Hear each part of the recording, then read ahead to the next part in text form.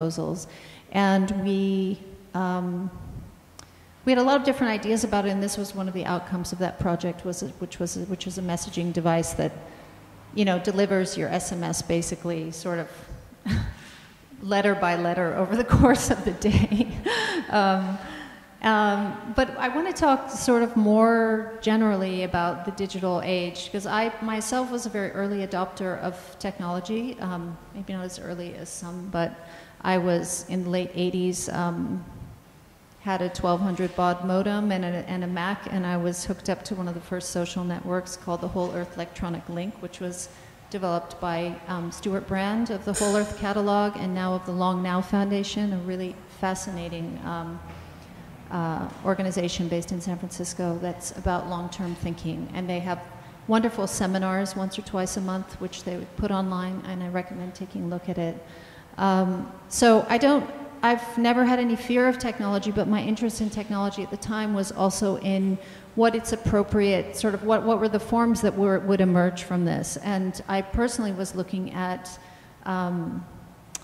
histories of video art and histories of, and these sort of emerging histories of communication platforms and what people were doing with them and what different kinds of communities were doing with them. And at that same time, there were a lot of corporations coming in and a lot of venture capital coming in to begin to direct these activities in particular ways, as they continue to do. And I'm sure net neutrality will be one of the, and among others, will be one of the topics here. So I was also very active in that time in the Computers, Freedom, and Privacy movement, and that's an ongoing organization, also that was very connected to the network that I was mentioning. So actually, I'm one of the few people who does not have a so-called smartphone. I have resisted it, and not even resisted, but I happily don't have that. I find it's very liberating not to have it. And although I was one of the first people anyone knew who had a cell phone when they came out, so it's just to kind of give you some perspective on that.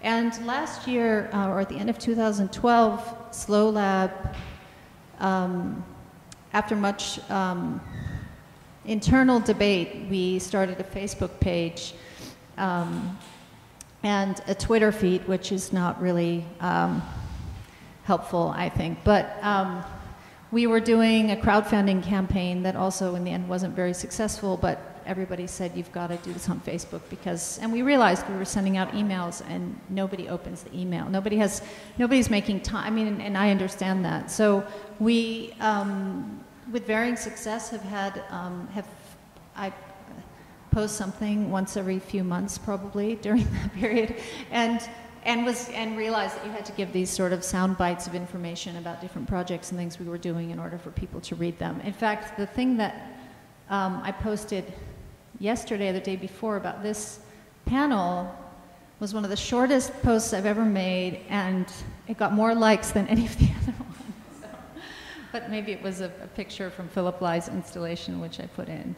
So anyway, at the time of starting the Facebook page, the first thing we did was actually, the first post was actually about our ambivalence about being on a platform like Facebook, and how it's important to, how digital media have delivered so, I mean, already have delivered, have so much potential and have delivered on that potential in so many ways in terms of its activism potential, in terms of its, for everything from environmental monitoring to what we saw happen and continue to see happening in the Middle East and in the Ukraine. And, you know, so there are, and it doesn't only have to be used for those purposes, but I think that there's a lot of it which is, as with my very early concerns of an interest in technology going back more than 20 years, a lot of it is adopted without bringing any kind of sort of reflective,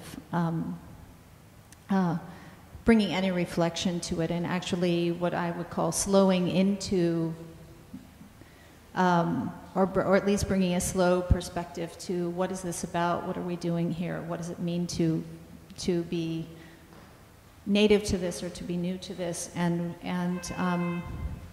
And what is the road that we're going down, or we think we're going down? A lot of the excitement of it is that we don't know, but at the same time, there is a lack of criticality, I think, in many cases, which I'm very concerned about. So, not least, there's this idea that they're sort of distracting us at best, and maybe displacing at worst, some very important realms of human experience, and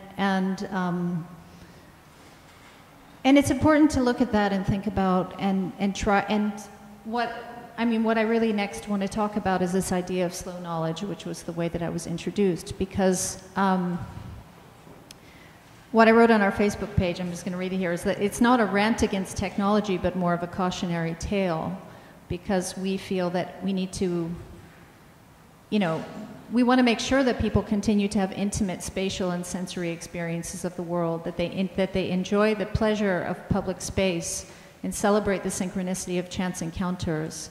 We need to remember the power of intuition and the value of the inner voice, and we need to make sure there's time in our busy lives to listen, reflect, and dream. It doesn't mean taking our lives offline, but rather being mindful and critical about our use of these media and their growing role in our world. So the idea of slow knowledge is basically just about bringing things back into balance. It's not that we're striving exclusively for a slow paradigm, it's actually that we're striving toward that kind of balance. We're striving toward fuller ways of knowing, and the kind of fuller ways of knowing that we need if we are to meet and actually sort of successfully meet and navigate the increasing complexity of the planet that we're on and the times we're living in. And we haven't done enough lately of cultivating those lower realms of knowledge so that they become as second nature to us as the sort of faster ways of responding or reacting to problems that we face. So it's again about bringing this balance and finding and bringing that fullness of knowledge into each of us as individuals, and thinking, as I was talking about the people in our network, of what our contributions can be in terms of our own knowledge and how those can be further developed. And in fact, there's and the reason we talk about design, and besides that my background is somehow from there, is that design thinking practice is something that we believe can not only be an expression of, but can generate new forms of slow knowledge, and we think that's and we think it's important always to consider how much design contributes to what we do in the world. So I'm just going to say a couple more things, because there are many things I could say about technology. There are many ways I can be critical of it. I want to give you an example. I know it looks pretty in Japanese, but actually this is a software that you can download. It's called TypeTrace. It's by a Japanese designer named Takumi Endo, who lives between Berlin and Paris now. And TypeTrace is a software that combines keystrokes on a keyboard, with temporal data relating to them. So he actually had a background in composition and music composition, and he realized that in these digital media we were always using type, and that type was not reflecting actually the real experience of reflecting and thinking about something and writing it. So he was saying that these letters, he called the letters like, the type he calls like these dead corpses, which is a bit extreme, but he says it's there's this uniformity also in how they march across the page that has no relationship to the natural pauses I would take in writing, to breathing, to taking a sip of water, to going back and erasing something that I wasn't happy with and writing again. So basically those rhythms of that experience become visible in the type. So where you see the characters growing larger is actually when there were these pauses or these erasure moments, or it's actually meant to transmit to the person who's reading. If this was something we came across in thinking about that slow email application, transmit to the person who's receiving the message more about the state of the individual who was writing it. And then I just have some, I mean, there are many, this just kind of speaks for itself, maybe. This was actually a research object from that time in textile project I showed earlier by Marie-Ilse Boulange. And it was a teddy bear that's been in her family for many, that's been passed down through generations and through members of the family. And you see it and you feel it, and you understand how much what this object is imbued with, much more so than if you just go buy a new teddy bear every time there's a new baby in the family. So I'm wondering whether this kind of thing exists in the digital realm, and what it looks like and what it feels like, and how that works.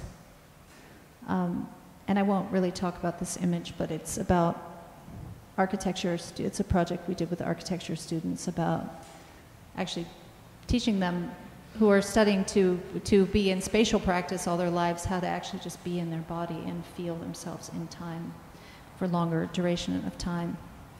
The last thing I want to say about the digital media, and I'm going to show you a couple of images, is I think that the devices are very problematic. I don't need a picture to show you for you guys to think about what somebody looks like when they're holding their phone, looking down into it, whether in this room or in public space. It shuts down the body, it shuts down they're definitely not, I mean, what space are they actually in? Because they're not actually present in the place where they are. They're not fully giving their full attention to anything around them or to anyone around them. And I find that really problematic. I mean, you can say something poetic like, this is actually a London-based photographer and designer who I love and met yesterday, but couldn't be here today, Anna Hillman. And you just miss things like this. You can't see what that is, but there's a little flower that's growing there around where that arrow is, and she likes to just draw people's attention to that kind of thing.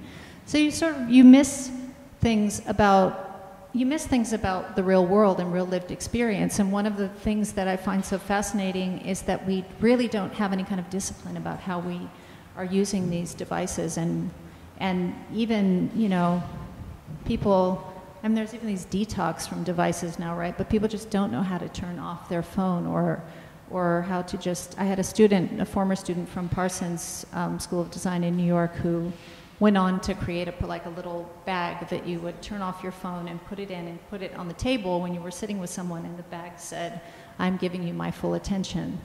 And it's kind of a cute project, but it's just a way of saying, how do you then sort of bring that to people's attention? I personally find that because I don't have one of these devices, I do get people's fuller attention, because it's really obvious if my phone rings or something, they immediately take out their device to look at what's going on in there. So I notice how you can actually play, I mean, that's something any of you could do in terms of contributing to the people around you and how they're using those devices. And I just wanted to show you two more examples from our network, which I really love, that relate to that. So the German designer Monika Hoenkes in 2006, this is actually for her graduation from what's it called?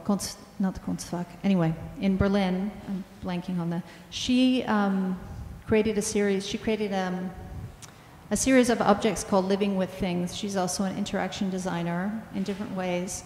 And they included things like a radio that wouldn't turn on unless it was in close proximity to a warm body. So you had to have some relationship to the object. Or a standard kind of table lamp with an arm that would, that she just removed all the hinges from, so that it was, when you weren't using it, it was just kind of lying on the table.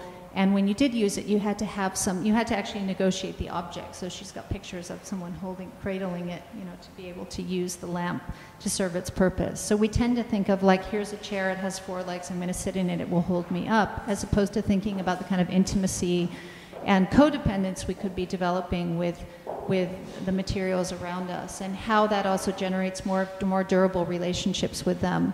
So this is actually a metronome that she designed, which instead of kind of ticking out the beats, a standard beat that you then are meant to follow, actually follows the rhythm of the individual that it shares a space with.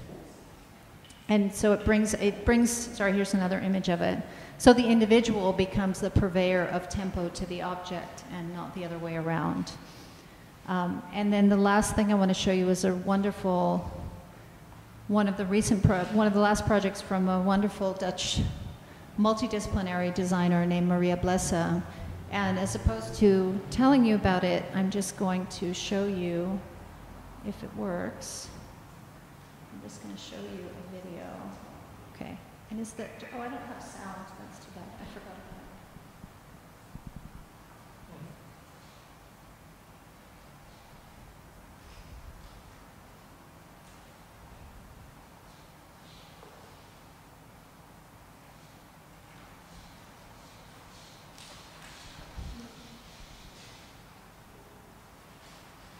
I'm going to skip forward a bit because I'm not going to show you the full length of the video, but you begin to see the different forms. So these mesh forms are really about an experiment in, you see how the dancer and the object are sort of, what I like to call sort of looking for one another's center.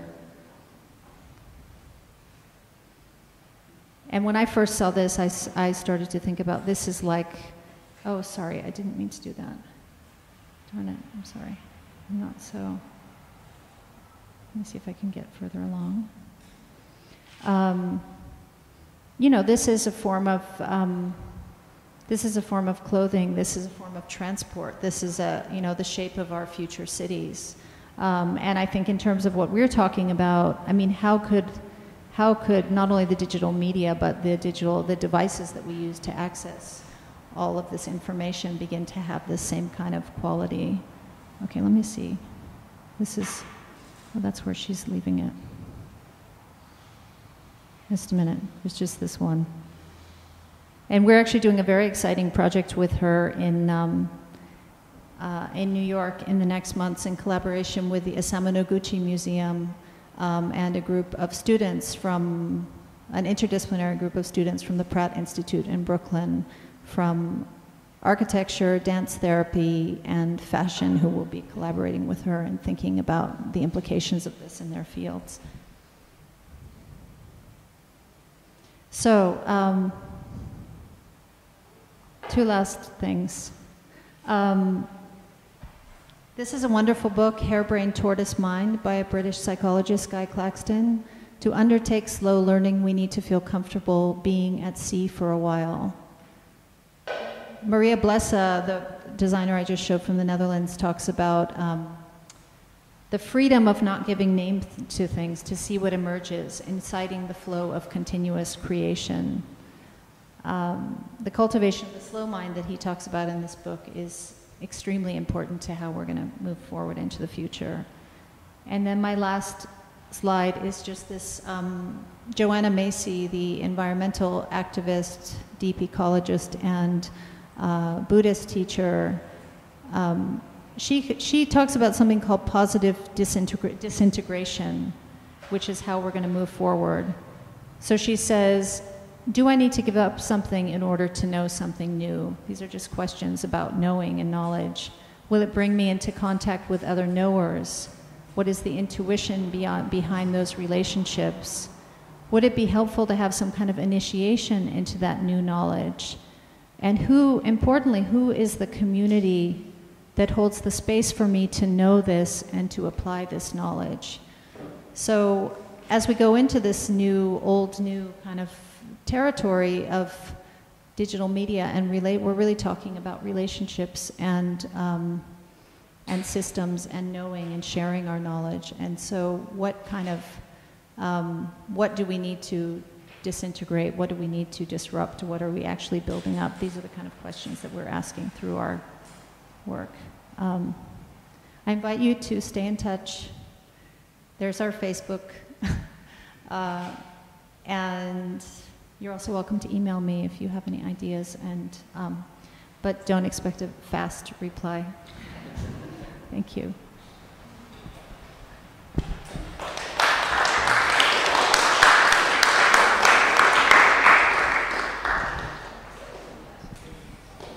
Thanks, Carolyn. That kind of raised a lot of interesting points to bring out in the panel discussion in a minute.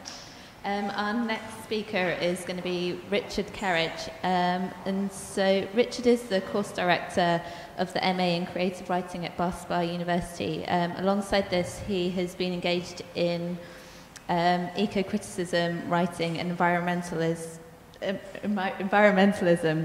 for more than 10 years. His most recent book is called Cold Blood, and that came out in May, and it's about a kind of diary. Is it a diary? It's a nature writing memoir. A nature writing. British reptiles and So he explained it better than me. So today he's going to be talking about slow literature and the act of slowing down reading. Yes. So I'll let him come up. That's what I was thinking. Yes.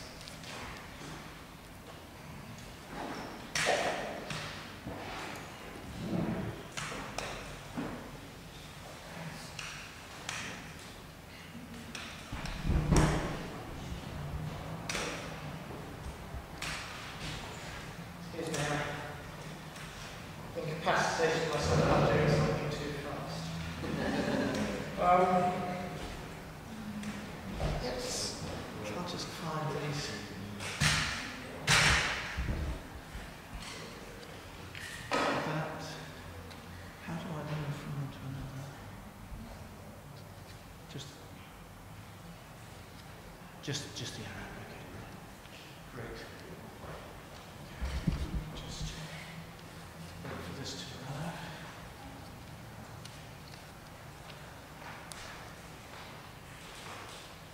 Yes, my interest in slow reading. Can you hear me? Yes. Excellent. My interest in slow reading, I think, first arose from teaching literature and my observation of the way a lot of students were reading in an academic context. And of course, this was largely our fault, not theirs. We were giving them a lot of books to read very quickly. We were seeking from them a certain kind of product, an essay or a piece of some sort of coursework, some sort of writing. And accordingly, the students were reading with a view to, as quickly as possible, finding material, finding an argument, finding a passage that they could quote, assembling that product that we were asking them for. And I don't blame them for that, though I think it is true that the culture of learning has probably become much more centred on exams and tests in the last decade or so, and students, in response, have begun to take a more pragmatic, strategic, game-playing attitude to the whole business. And so this, for me, stood in contrast to everything that I hoped reading would be about. But it was valuable talking to students about this, and it was valuable helping them help me define what it was that I wanted reading to be about, partly at least in contrast to this, what one might call pragmatic accelerated reading that they were engaging in. And that made me think as well about the different cultural spaces that reading occupies. It's nearly always a positive thing to say about a book that I couldn't put it down. But the implication of that, of course, is that you're going to read it quickly. You're going to down it in one gulp, if you can. In turn, that means that it's likely that the book will take up a certain kind of space in your life. You are not going to prolong your acquaintance with it over a long period. Again, I would like to look at some kinds of writing, although today I'll only be able to give you one sample, but but some kinds of writing that deliberately resist that kind of approach, that will not allow you to read them quickly. But first of all, what then is slow reading? Here are some of its attributes. Slow reading is to read with a willingness to read with openness, in which there is a commitment to a long-term engagement with the literary text that will give it the chance, that text, to answer back repeatedly. This is an alternative to the rapid consumption of the text or its opportunistic utilisation and the reduction of the text to commodity value. As a teaching practice, what this idea aspires to encouraging students is the explicit aim of a lifelong relationship with literary texts, rereading and revisiting rather than discarding and obsolescence. A text is for life, not just for the degree. Slow reading will treat the text as an other, a stranger, and then, gradually, an acquaintance, not to be given too much advanced definition that preempts the particular encounter and the re-encounters to come. Some of the thinking behind this,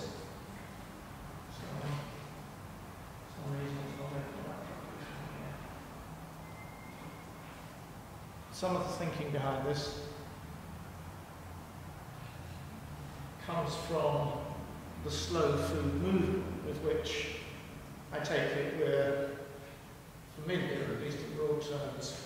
So these are some of the aspects of slow food. How many of them can transfer to slow reading or other kinds of cultural slowness? So, slow food rejects the following aspects of fast food: industrial mass production displacing the individuality of craftsmanship.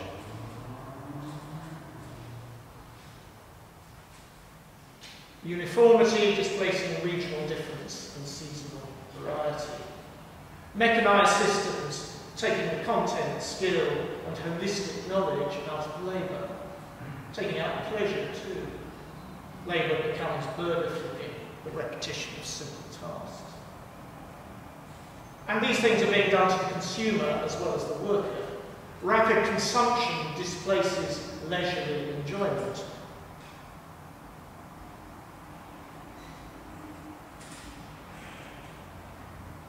In an example of the further colonisation by capitalism of personal time. Just as the action of making food is drained of content and variety, so is the act of consumption. Consumers of food are not given any incentive to learn more about it. Their sense is not engaged in any process of growth. So these are more of the problems with slow food. It means that the process of production, including transportation, is hidden more than ever from the consumer, who therefore has no incentive to understand the ecological and human costs. As a result, fast food production has a sorry record in terms of ecological damage, animal welfare and poor treatment of employees. And fast food is bad for you, high in fat, salt, sugar and preservatives, giving one repeated taste sensation rather than complexity and variety. Eaten quickly, often while doing something else, fast food is for the time poor. And I'm mindful also of the thinking of the cultural theorist Bernard Stiegler, who talks about the canalisation of attention in contemporary culture, partly to do with the principle of rapid consumption and short-termism, partly all these features being reinforced by the emergence of digital social media and their insistence upon very rapid, very short-term exchanges of communication.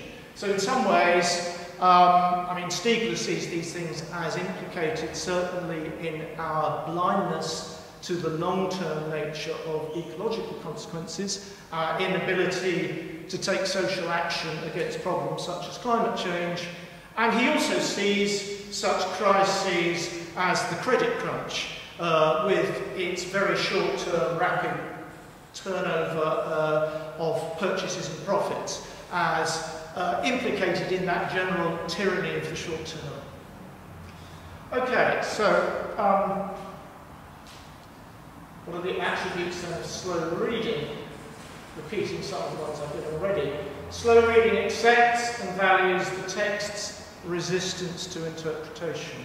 Resistance slows you down. It opens up spaces. You shouldn't be able to see meaning at a glance, or at least not all the time. Slow reading welcomes the capacity of the text to disrupt and confound one's prepared opinions. It isn't simply giving one triggers, eliciting familiar responses. Slow reading is willing to lose itself in the nowness of reading as an immersive experience and pay explicit attention to the stages of decompression, the way in which, in order to enter the imaginative world of the text, you have to withdraw from the pace of life that you've been living in your other activities. One should be aware of the liminal stages of that progression from one activity to another. Slow reading clears space around the text rather than confining it tightly in any explanatory frame. And related to that, slow reading is interested in the text's singularity, as much as in seeing it as typical, illustrative, or symptomatic of more general phenomena, historical or ideological. So you don't come to the text primarily seeking to confirm a predetermined thesis. You don't come in order to recognise it as something you know already, or as part of a general category that you want to talk about. You give it time for its own particularity to emerge, its singularity. Slow reading pauses at particular moments of effective or argumentative shift, and looks at the formal shifts in the text that bring about effective or argumentative shift. Looking therefore at what is happening on the page, what are the techniques the writer is using, what are the specific linguistic events that produce a change of mood in the reader, a change of response. Slow reading is interested in emotional as much as intellectual responses and wants to explore the relationship between the two. And it is open to non-professional forms of response and therefore to a greater diversity. Students in the classroom often say it's all down to individual taste when they're talking about books, or there's no such thing as right or wrong in literary judgment. Now, tutors often want to dispute those claims, but nevertheless, slow reading, because it takes the individual judgment seriously as a deliberative choice, expressive of moral identity,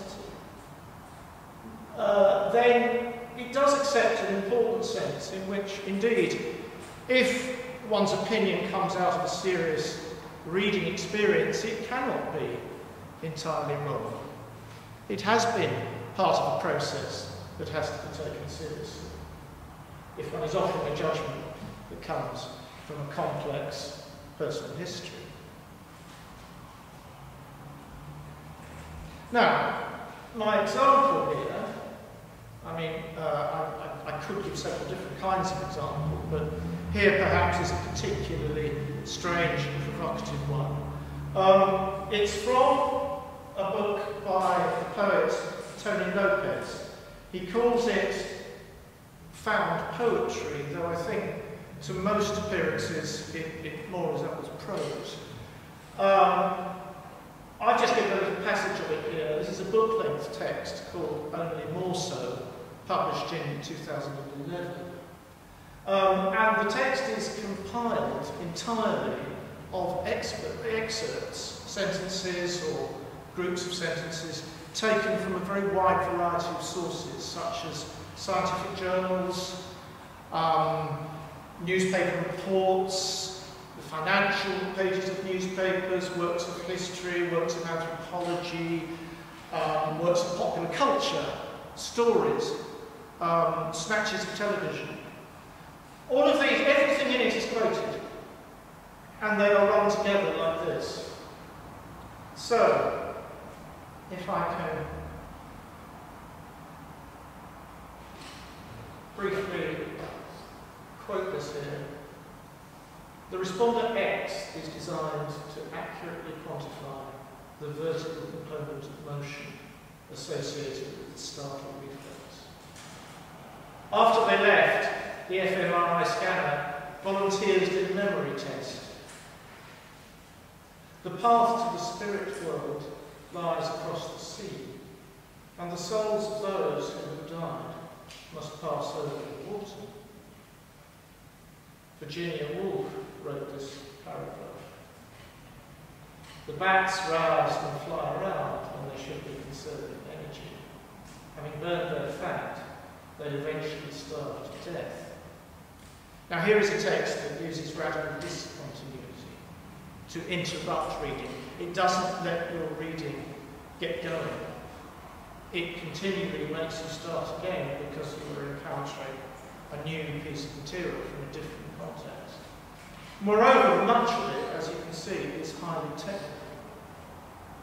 And it seems to me that this is a text pretty much designed to be read not in one go, not in its uninterrupted entirety, which I suspect is almost impossible, but rather with the aid of the search engine, probably Google, insofar as the only way to make much sense of much of this material is to feed these lines into Google, which will tell you what the responder X is. And each of these sentences can be found exactly in Google, which will trace it to its place of origin, and will tell you what that place of origin was. Now, of course, this enables you to call up a very wide field of reference. Of course, it's the reader's decision how far they engage in this kind of research before returning to the work itself and trying to put back together the work's lyrical flow. The language poet Ron Silliman, reviewing this book, said that his only regret was that it hadn't taken him longer to read. And he had, over a short, first of all, a single chapter of the book was published on its own, and Silliman looked at that and said, this took me 4 months to read. This was a chapter of about 25 pages. Now, it's partly that this is a literature which is attempting to engage with and enter lots of territories that literature normally is unable to enter. Territories of technical language and territories of the culturally ecological relationship between different kinds of language and different kinds of power or knowledge. But it's also that it's a kind of writing that quite aggressively, I think, bids for a much larger part in the reader's life than writing normally occupies. If you're going to read this sort of thing at all, and one could say the same about, for example, the work of J.H. Prune, perhaps. If you're going to read this sort of thing at all, you are going to have to dedicate a considerable portion of your life to reading it. Now, clearly, I suppose not many are going to do that. This sort of work is read by a small group of highly enthusiastic initiates on the whole. Nevertheless, the gesture that it makes is that here is a kind of writing that makes a radical refusal to be consumed quickly. It will not be fast food. I don't think it's the only model to offer, but I think it does raise all sorts of questions about methods of reading, including our methods of reading much more conventional work. And it would be interesting to pursue those questions in discussion. Thank you.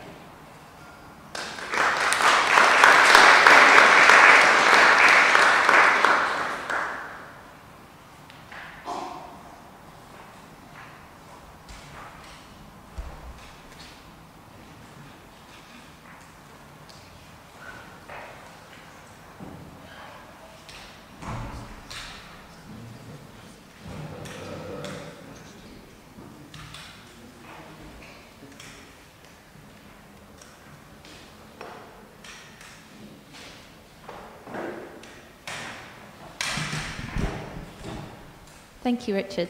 Our next speaker is Manu Bazzano, and he's a psychotherapist and supervisor and psychology lecturer at the University of Roehampton. He was ordained as Zen monk in the Soto and Rinzai traditions of Japanese Zen, and has published many books, including Buddha is Dead, Spectre of a Stranger, and After Mindfulness. He's going to talk to us today about time, memory, and how speed in the capitalist culture can affect our modern living. So I'll hand it over to you now, Manu. Thanks very much. It sounds pretty grand. Time. What is time? So the first connection I want to make, or the first thing I have to say is thank you to Gina for inviting me, and to Nisha and to the Camden Center.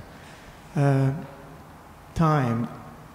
So slowness and speed both have to do with time, which reminds me of once I went to listen to James Salter, one of my favorite novelists. One of his friends got a chance to see his hero, Nabokov, regularly in the publisher's office. And so Salter asked his friend, what did you talk about with Nabokov? And he said, we used to discuss time. So, wow, that's a really meaty subject. So, like, how did the conversation go? Nothing special, something like that. Nabokov would say, I make it 5 to 3. What do you make it? Time in relation to work, I think, is the first thing I want to explore briefly.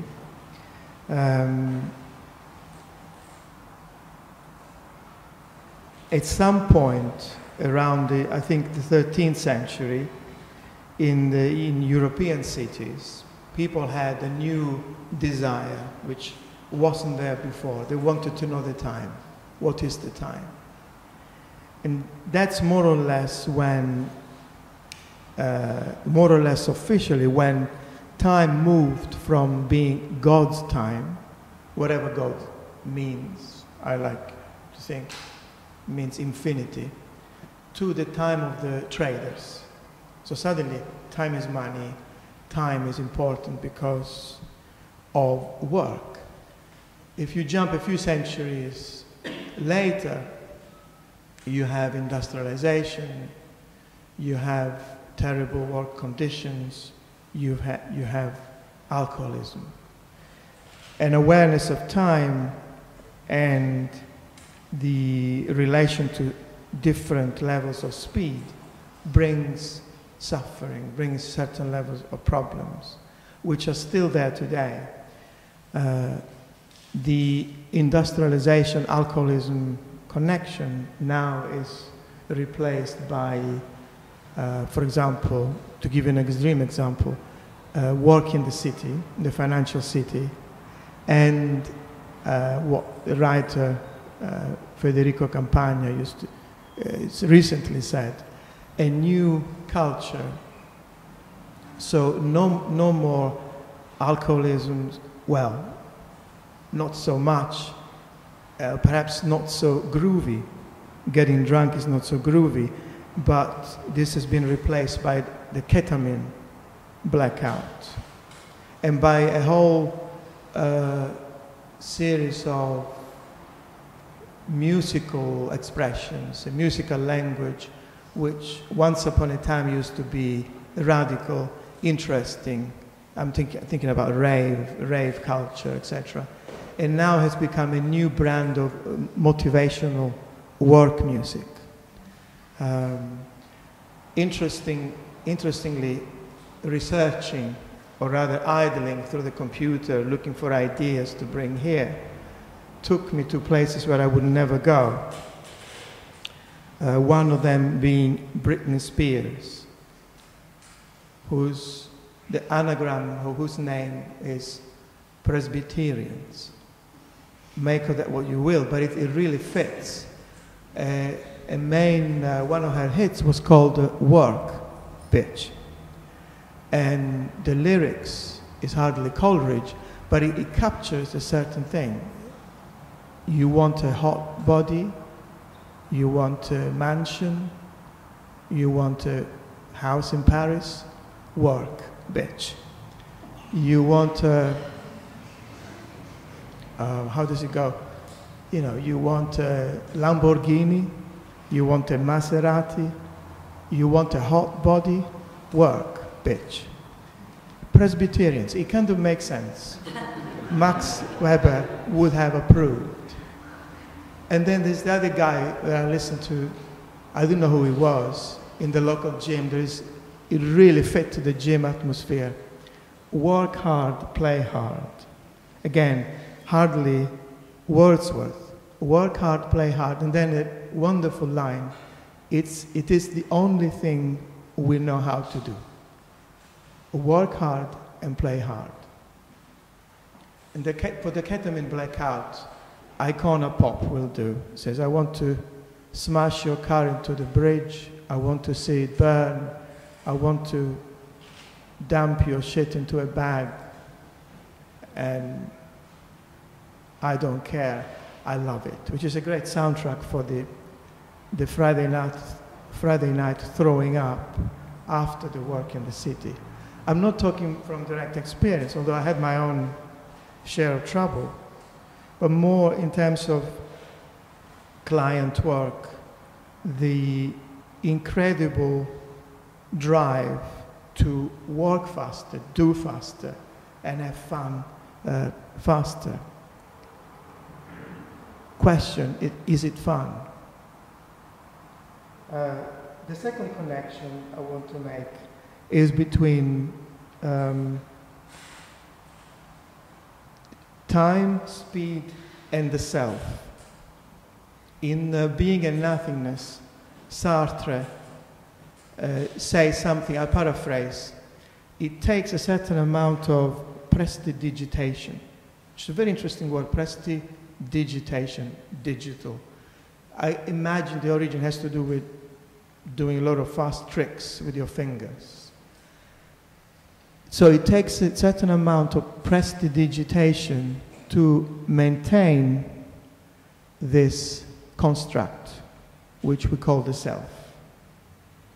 In order to maintain this illusion that I exist as a separate entity, I need to move at a certain speed. I find it very, very interesting. And in a connection with that would be in Buddhist practice, in Buddhist teachings, the notion of skandhas, or to use a less exotic language, aggregates. The self, pretty much like a Humpty Dumpty figure, is an assemblage of various bits and bobs, which come together. In order to come together, we need to maintain a certain speed.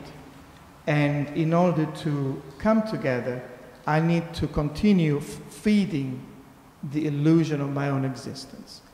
And the same applies to any notion of identity. I won't go into that, but if you think of why is it so important to have parades and flag waving in relation to another identity, nation.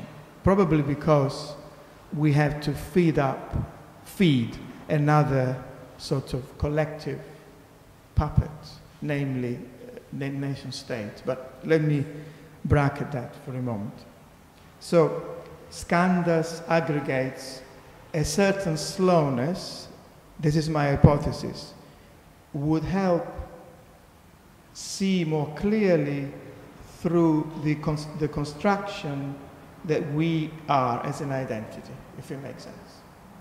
So I'll give you an example. Every time I go on a retreat, usually in rural Devon, land of green pastures, happy cows, and 4x4 rich people zooming about. Friends, not friends, people who don't know me very well say, how wonderful you're going on a meditation retreat. What a wonderful thing to be doing. It must be so relaxing. It always makes me laugh because halfway through a silent retreat where you presumably do meditation, more likely I sit on my venerable bottom doing nothing or try not to do anything. It comes a moment halfway through a retreat where suddenly the prospect is not so happy, relaxing, chilling out. It's a very daunting, scary, some fear comes up to do with not having any props and to do with facing yourself, facing oneself. So there is something effective about keeping a certain amount of speed. There is perhaps a fear that if we, and that's an hypothesis, I'm not proposing some new philosophical idea. By slowing down, the illusion that we are, the construction that we are as a self, might fall apart. And if you think of the reverse, people who have eulogized speed and the cult of speed, they don't come out very well. I'm not an art expert, and I know that some things are, when they get exported, they take a different aura. I know I'm thinking of Heidegger, an unrepentant Nazi supporter who suddenly became very interesting to people in this country, people doing existential psychotherapy. I'm also thinking of that most idiotic of artistic movement, Marinetti's Futurism, who essentially was, and probably Marcos will correct me here. Again, this is my impression, but when you look at the futurist and you see the context, the cult of speed and the machine pretty much heralded what was to become fascism. The futurists were a bunch of bragging young boys who were essentially fascists. And why is it that cultural artifacts such as those, when they travel, they take this aura of grooviness? Another example is D'Annunzio. A recent biography of D'Annunzio was published in this country to great acclaim. It's called The Pike. I forget the title of the now a novelist who wrote. But D'Annunzio, again, is another example of a poet, pilot, a fascist, who, by the way, his name, D'Annunzio, was a pseudonym, a rather grand poetic name. His real name was Rapagnetta, which is a comical name in Italian because it's very close to the slang word for wanking, pugnetto. So then I made a connection. Maybe there is a connection here between speed, the cult of the machine, fascism, and wanking. I think I haven't quite worked it out yet, but I am pretty sure there is a connection there. And also, by definition, the very act of wanking, I'm thinking about from a male perspective, is usually done fast. But perhaps I'm open to other suggestions. So that's the second connection. Time in relation to what I propose is a construct, is a self.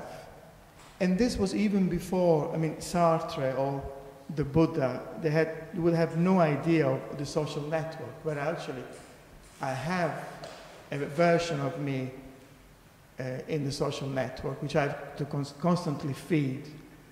Not to speak of Second Life, where I have another imaginary version of myself. By the way, I'm not proposing human is wonderful and machine and technology is bad. We'll get to that. I'm just trying to approach it from a particular angle and consider that perhaps technology, information technology, I'm thinking of Second Life. I had clients who were really troubled by Second Life because they lived there, essentially. One of them said to me at one point, I was so bored in the pub that I wanted to be teleported. For a moment she thought I could actually be teleported into some other place where it's more happening than this boring pub. This is what happens. I don't know if you're familiar with Second Life. You can move from one three-dimensional place to another.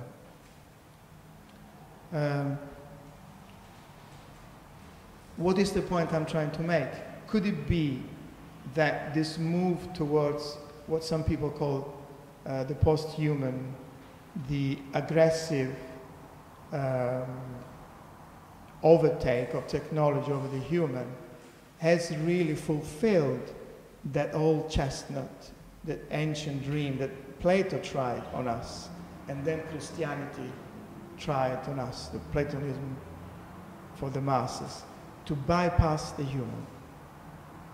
To bypass the human and to get to a place where there is no sweat, blood, or tears, essentially.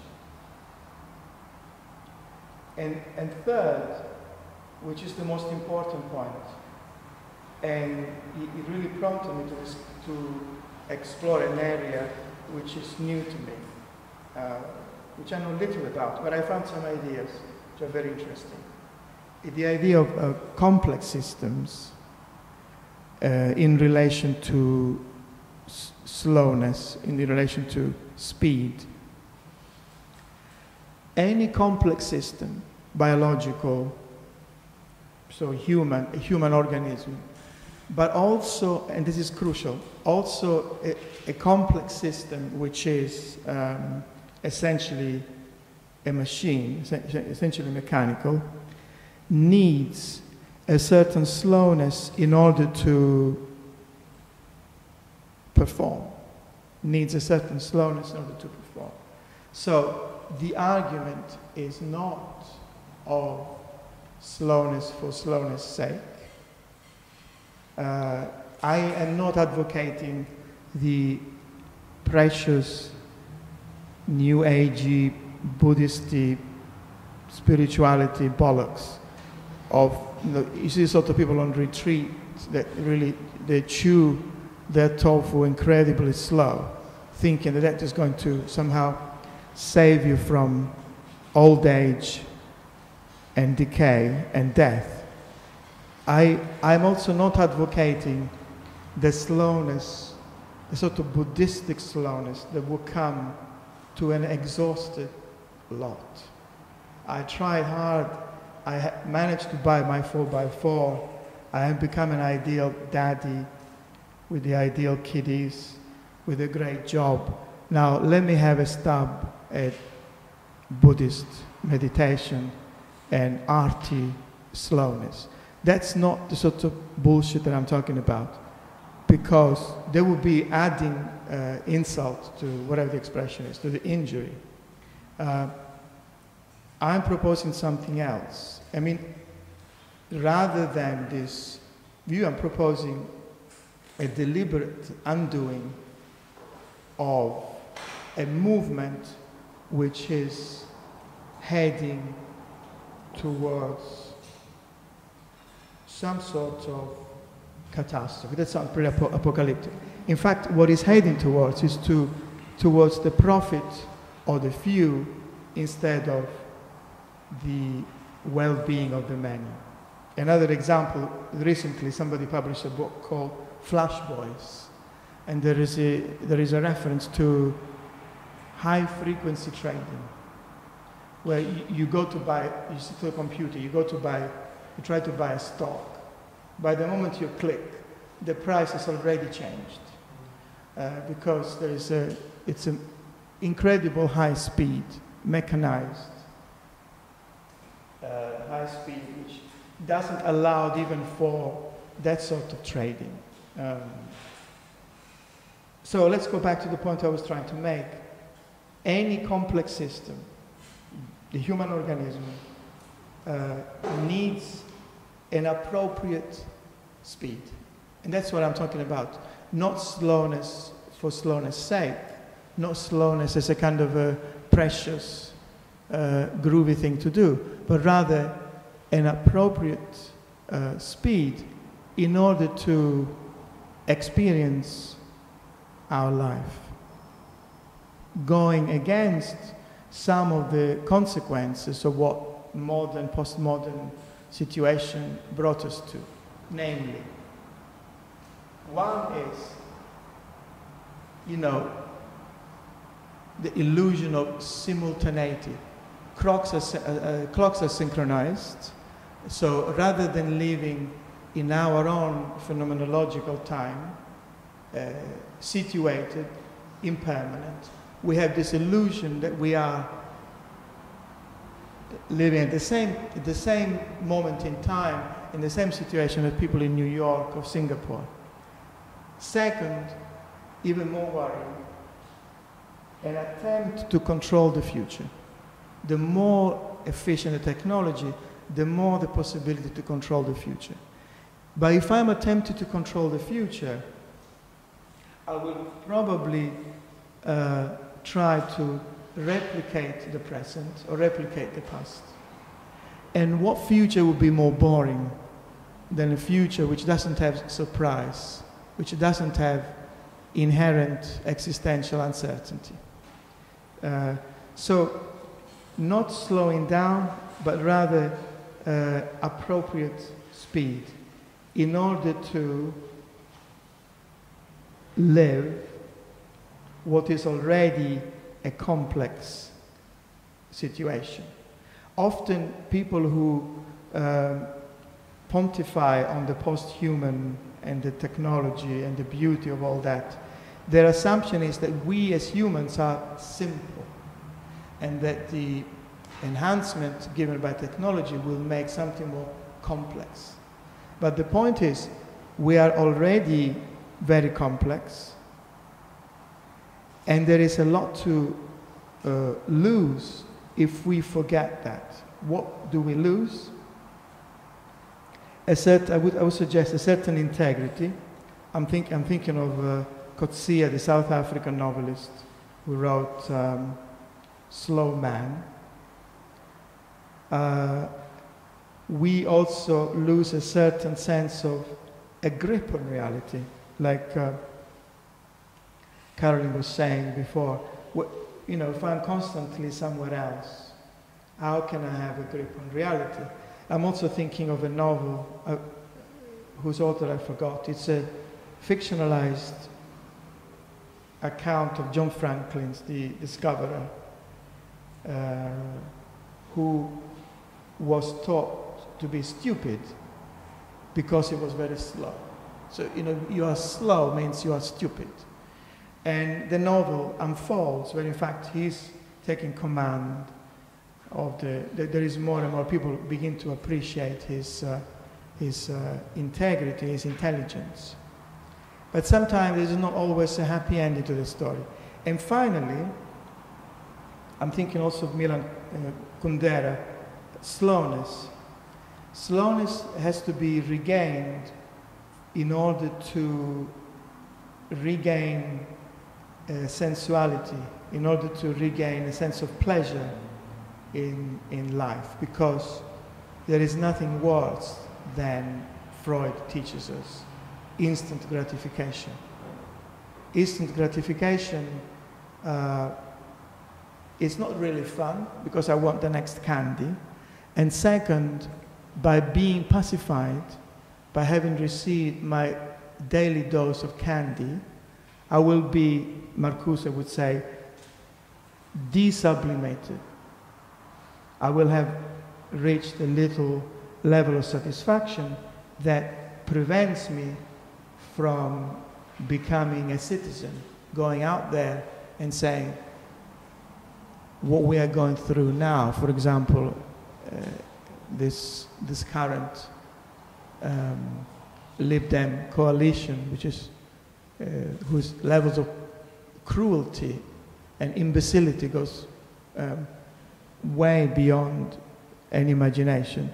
I will be demotivated because I will be happy with my various social media. I will be satisfied by the little smiles and kisses that I receive daily in my text, and I will be pacified, and I will be ready to digest, or rather ingest, any bullshit that has been sold to me. Thank you very much.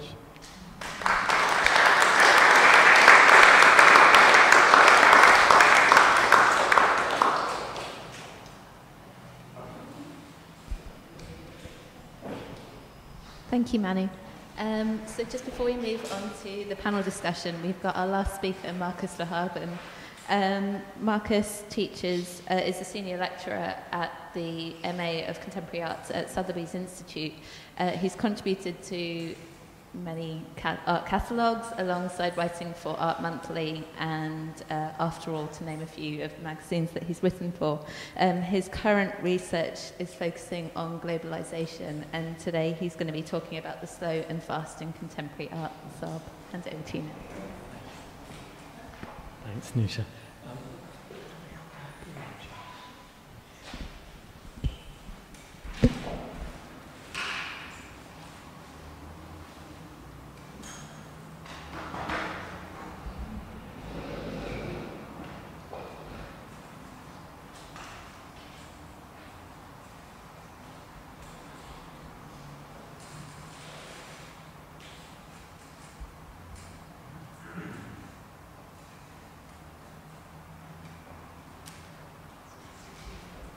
I'm sure it'll appear in just a second. As I was preparing for this talk, I read something that I found absolutely staggering. Apparently, we can really concentrate, we can really focus only for 3 seconds at a stretch. So really, if I wanted to really hold your attention, I should probably stop right now. All right, so I'm going to take a slightly different approach. I'm not going to talk exclusively about slowness. My starting point is a book by the German philosopher and sociologist Hartmut Rosa. It's called Social Acceleration. And in it, Rosa argues that we experience time on 3 levels. So we experience the pace of our daily lives. We also think about time in terms of our lifetime projections. We make plans. We think about what we'll do far ahead in the future. We also have memories of the distant past. And finally, we think about time in historical terms, let's say, beyond the limits of a single lifetime. Now, crucially, all 3 of those perspectives on time are, to a great extent, socially conditioned. They're shaped by social forces. They're not experiences that we shape entirely on our own. And Rosa's argument is that the challenge today, the challenge in today's world, the challenge of living in a world at which things move very quickly, including all sorts of things that affect us constantly. The challenge is not just to slow down. The challenge is to bring these 3 temporal horizons into some kind of dialogue. The challenge is to try and create meaningful connections between these different ways of being in time. I think this may be vaguely related to what Manu was saying about finding an appropriate speed, finding a way of being in time that's appropriate for the very complex creatures that we are. All right, now I want to spend the rest of this talk looking at this work of art and suggesting that, in a sense, it may help us, and arguably art in general may help us to do exactly that, to bring these different temporal horizons into conversation. So how do we experience time in a gallery? How do we experience time in looking at a piece like this, which, by the way, is just 2 rooms down? It's in Philip Ly's show here in Camden Arts Centre right now. Well, when we're in a gallery, it's very much up to us how much time we give. And different people will respond in different ways to that invitation or that challenge. And in my view, this work kind of dramatizes that choice. It dramatizes the choice we have to spend much or little time. It dramatizes the choice to spend the time in a very focused way, in a more unfocused way. None of this is set in advance by the work. So let me explain what I mean. The materials here are perfectly ordinary. They're everyday materials. So we might be tempted to just walk right by, because these are not materials we're used to attending to. They're not materials we're used to devoting a lot of time to. And it's not an imposing piece. It has very little stage presence.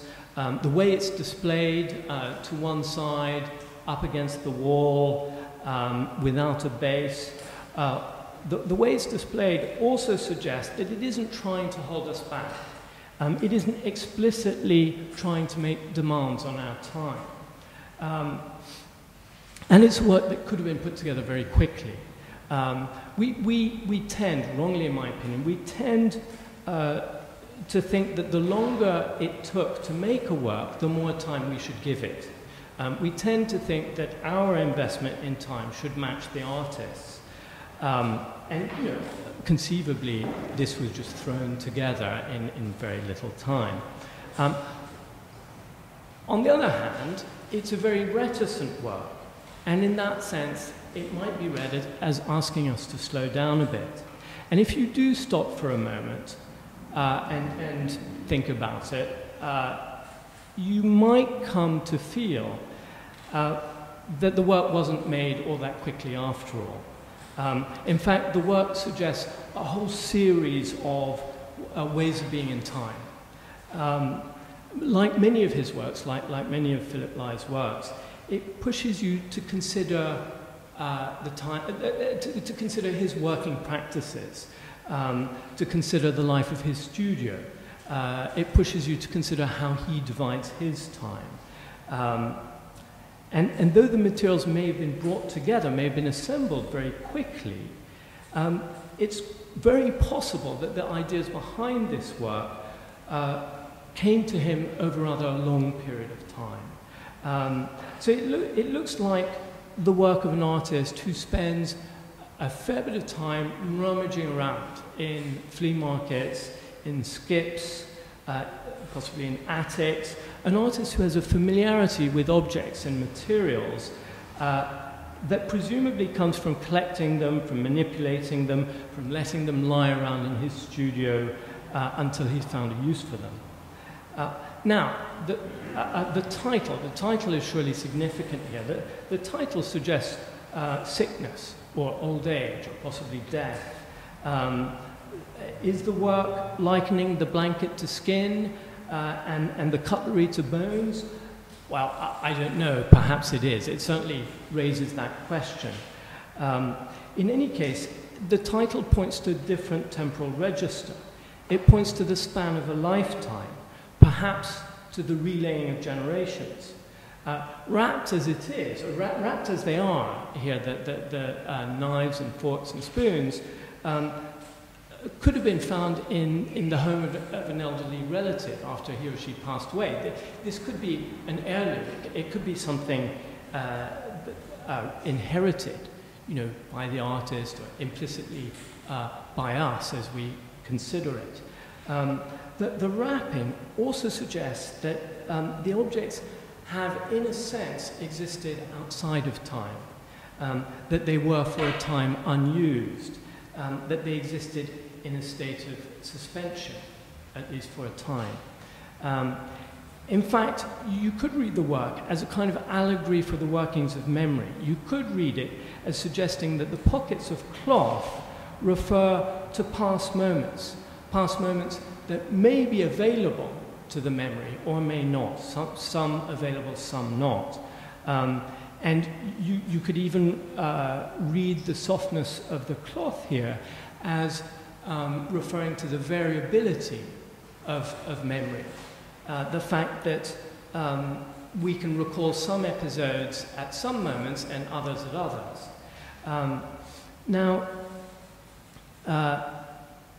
Cutlery is often very carefully wrapped, right? It's particularly when it's put into storage. I'm thinking here of silver cutlery. I don't know whether any of these knives or forks are silver plated, but it's common to wrap silver plated cutlery so that it doesn't get damaged when exposed to oxygen. So you could say that the piece calls to mind the time that people once spent polishing cutlery.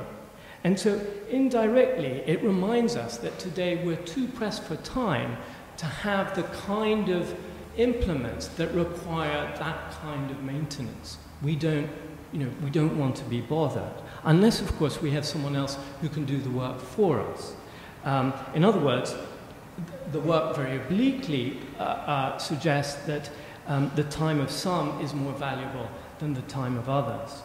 And look closely at the work and you'll see that some of these knives, I think just the knives, are stainless steel. So they're made to be washed in machines, in dishwashers. And of course, these machines are designed to save time, like so many machines. And the paradox is that, of course, most household appliances, like mobile phones or computers, don't save time. In the 60s and 70s, many commentators wondered whether the possessors of these new household appliances, like dishwashers, commentators wondered what they would do with all the time saved by these machines. In fact, it was seen by some in the 60s as a kind of social problem in the making.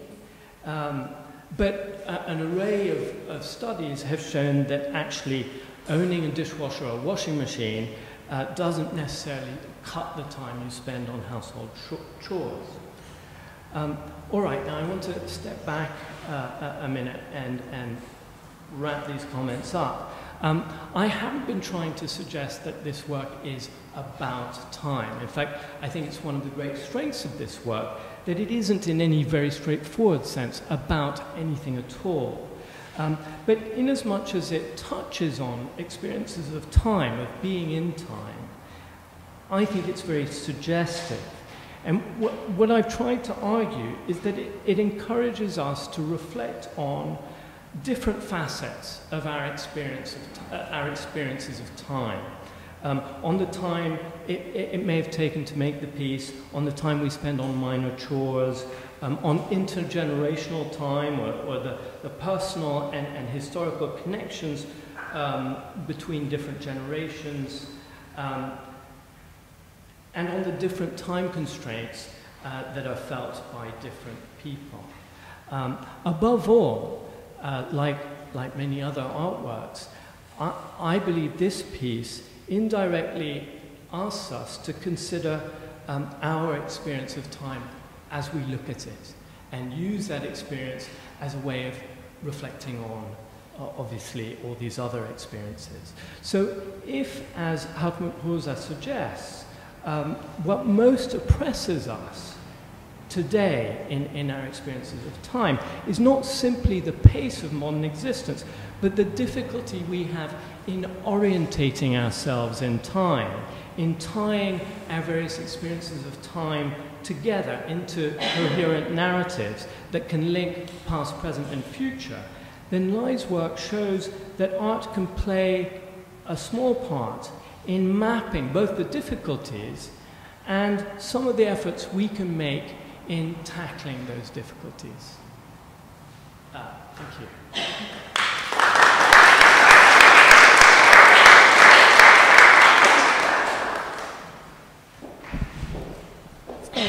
Does everyone want maybe a 5-minute break just to pop to the loo or something like that, and we'll start again in 5 minutes?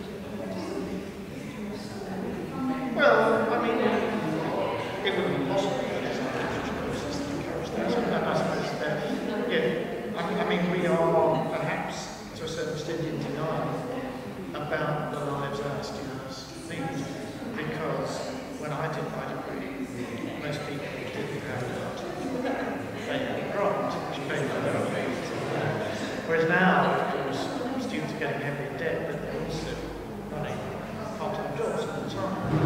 And probably the courses are more intensive that way. And nobody really looks at the whole picture of what the student is having asked them. So it's not surprising that the students come approach it more strategically. I think what we need to try to do is help them see what they're losing. Not blame them, but in some way help them see what alternatives are about what a longer term devotion to literature would be.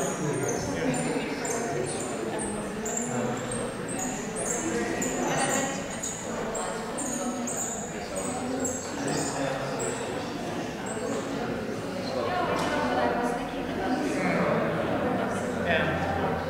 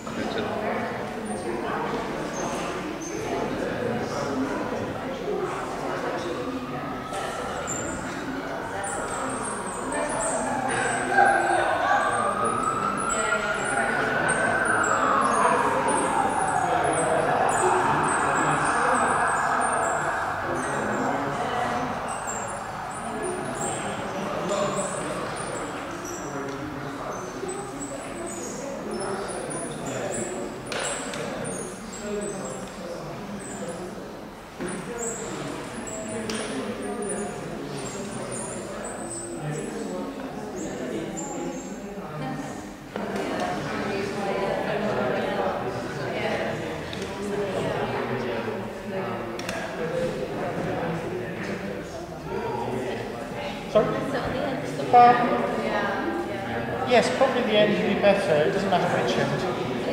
Okay, that's fine. Yes.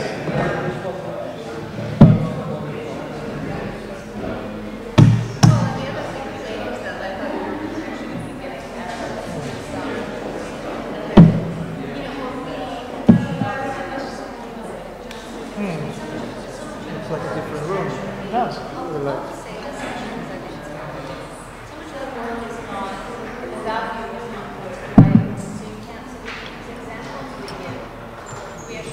Could you name me a copy of your presentation? Yes, absolutely. Yeah. In fact, to be honest, what happened was that my screen froze on my up at the beginning. Yeah.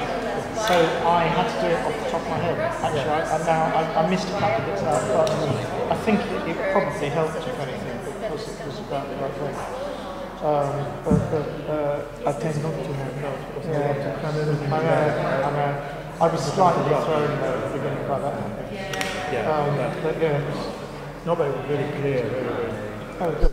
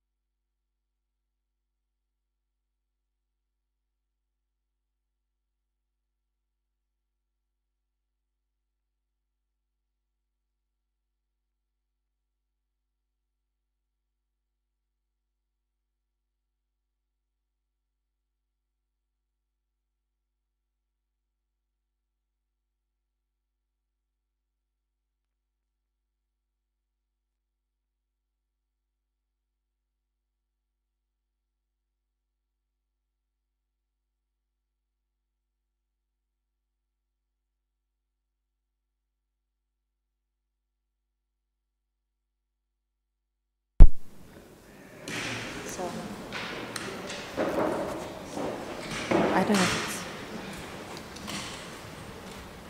it's... Okay.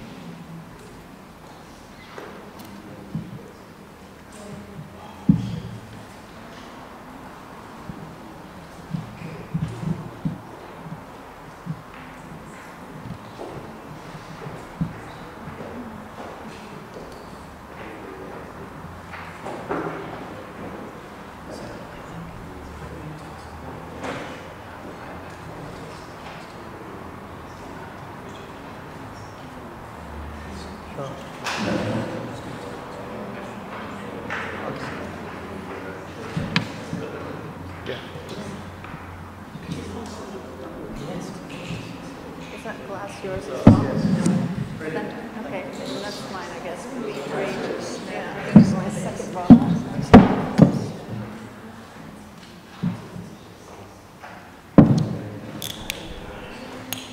Okay, so the idea was to finish the talks, well, a while ago, and then to have a panel discussion, and then opening this to the floor. But I think I'm going to do something slightly different, given that in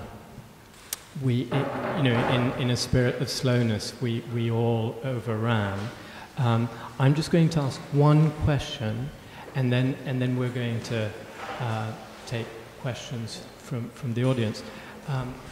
And my question was inspired really by Manu's talk. Manu was talking in relation to the experience of going to a retreat of slowing down as conceivably a terrifying experience. And he other points in his talk, he saw speed as a very convenient, a very kind of convenient response, reminding me of the French phrase "fuite en avant," which is often used in psychoanalytic contexts. Fuite en avant means it refers to how we can sort of hurtle forward so as never have to consider what we're doing. But I'm also mindful of the fact that Manu started by talking about alcoholism. Alcoholism, presumably as a response to a certain lifestyle, certain constraints, certain obligations and ambitions and so on. And of course, alcoholism is arguably a way of slowing down. And so I was wondering, are there not points at which slowing down might be toxic? This is a question for the panel. Are there not points at which slowing down isn't just a difficult phase in a worthwhile, at worst a difficult phase in a worthwhile struggle, but genuinely toxic? I'm thinking, obviously in relation to slow design or slow reading, all experiences of slowness. I think if I may say, if the question is appropriate, the main thing is appropriate speed. So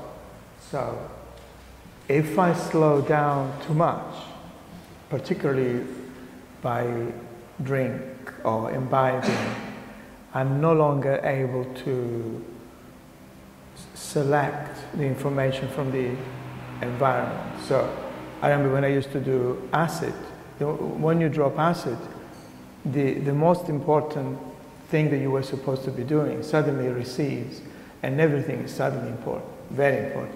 The transparency of this becomes extremely important. Like Barros used to write, he could do heroin and sit the whole day looking at his toe. It is something incredibly interesting. So going too fast, and we miss the ability to assimilate memory. Going too slow, and we also miss because everything kind of becomes exceedingly blurred. There will be one where I will go with it. I don't know where you. Yes, I'm reminded of a line manager I had once. A line manager who used to say, if a shark stops moving, it dies. He always liked saying that. And also of the talk we hear all the time now about the global race. But I suppose, when I was talking about slow reading as a process to aspire to, I didn't mean simply reading slowly. I suppose I meant spreading the reading out over a long period of time, which is a rather different thing, because within that reading of time, of course, you move at different speeds at different moments, and almost any text will want you to do that. So with lyric poetry, for example, of course, in a way, the whole idea of it is the idea of some sort of sudden, untrammeled release into song in which you do not hesitate. But on the other hand, that may only come about after a much longer period of something else, of thinking or of research, or of going back to the same text again and again, alternating between slowness and lyric release. So I think it's to be understood in that way, not simply as doing everything at a slower and slower pace. We've all got our own. Can you hear me? Is this coming through? Okay. Well, I think I said it in my talk that it's not that the ultimate, it's not ultimately to strive to be slow, but actually to have this range of experience and be able to really engage in a variety of ways. Engage with your mind, engage with your body, engage and your senses, engage relationally with others, engage with material. So, and it's again about having that spectrum of experience. I mean, for some reason your question reminds me it's kind of an odd example, but I've been spending time in the mountains of Morocco, which I enjoy immensely. And I was walking with a friend, and there were suddenly these 3 young men who were running. They were these European, I had a feeling they were English or American, or I think because one of them spoke English. And they were running, we first saw them running up the mountain, like to the top of the mountain. It's the highest peak in the High Atlas. And I just thought it was fantastic. They suddenly went running by. We were alone and they went running by. And then later they came running down again, and they were panting, and they were, and then my friend says, it's too bad they don't even see the mountain. And I said to him, I mean, the experience I've had with this kind of exercise is you're pounding the ground, your heart is beating, you're panting, you're having an extreme physical experience, and in those surroundings, you can't actually so easily judge that one was better than the other. And the idea is like you should walk slowly in the mountains, and you should also maybe sometimes run the mountains. So it's more, and if you're only doing the slow things, you actually miss out on these other experiences if you're only doing the fast things. So that's, for some reason, the example that came to me. Experience. Thank you very much. All right, well, I think at this point we would like to have questions from you. Yes? Should we pass the microphone or?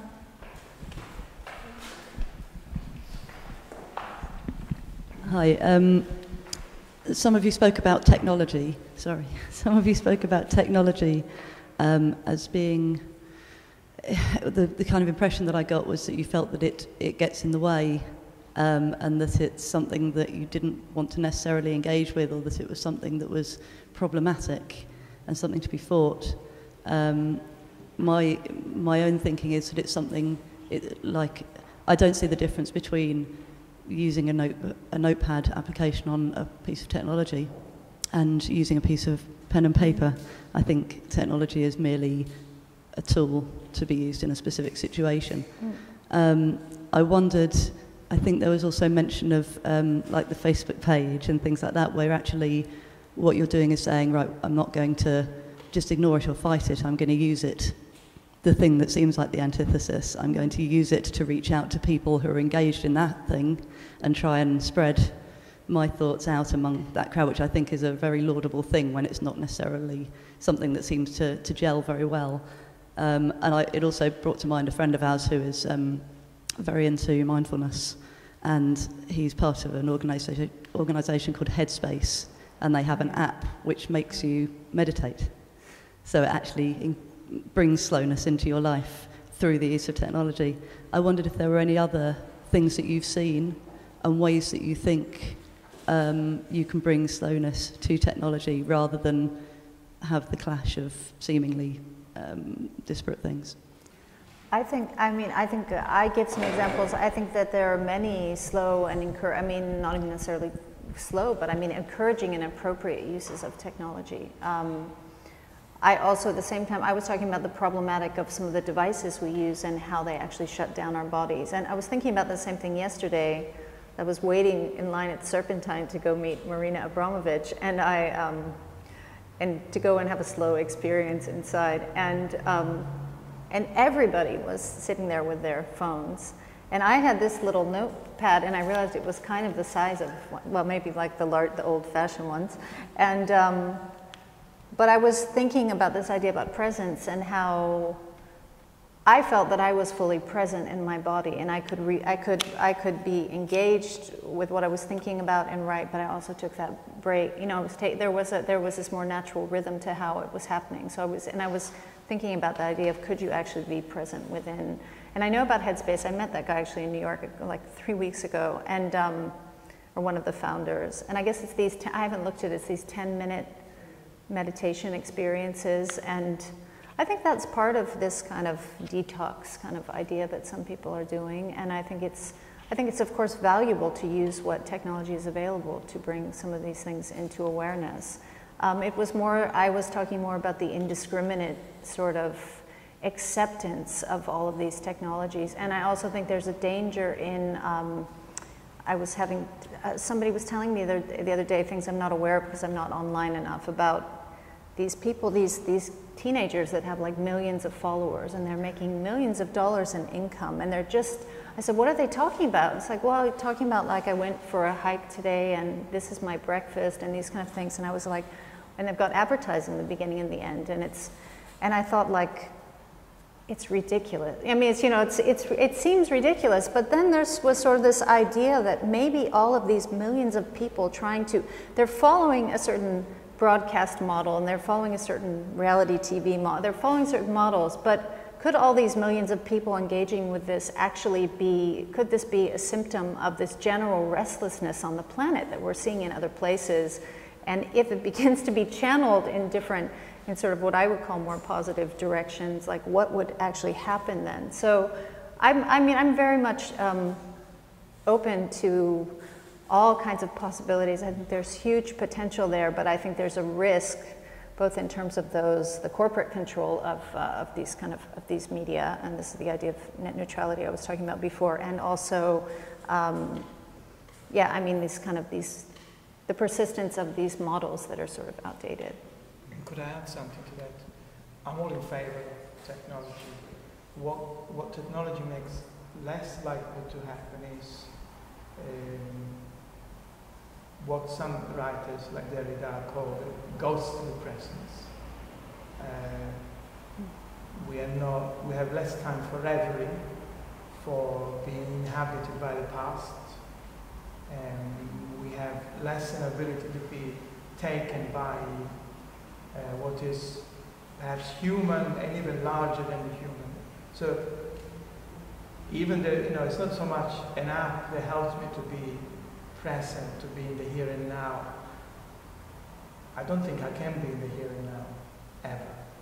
Because the present is something, you know, where is it? So it's all great, but there is something that still escapes.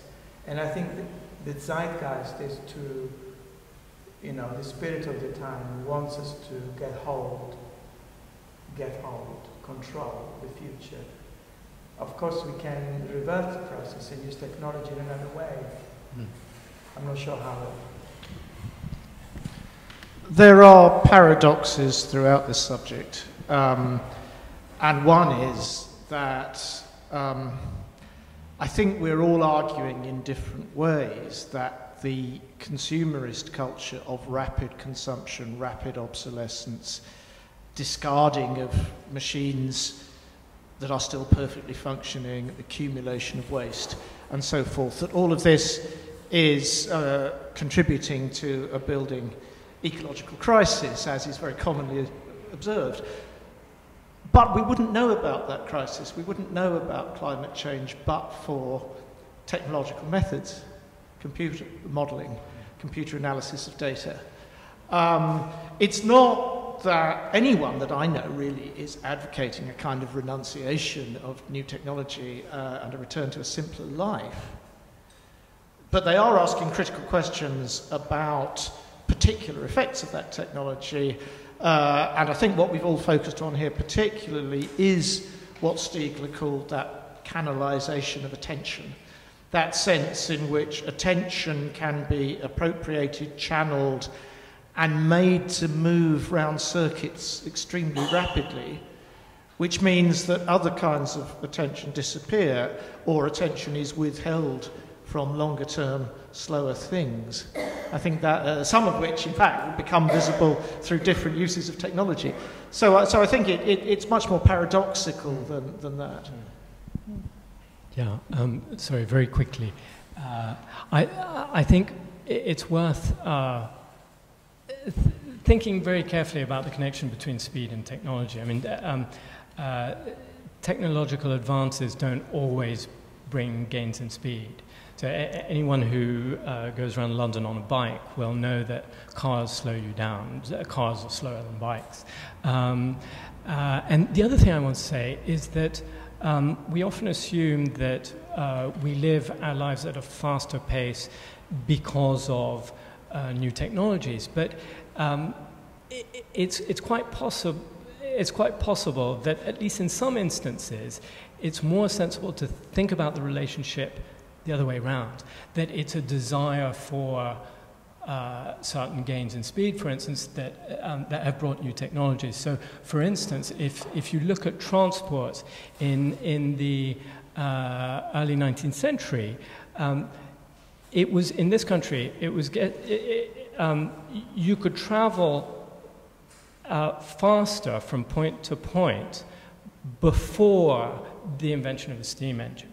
So the use of the steam engine to increase transport speeds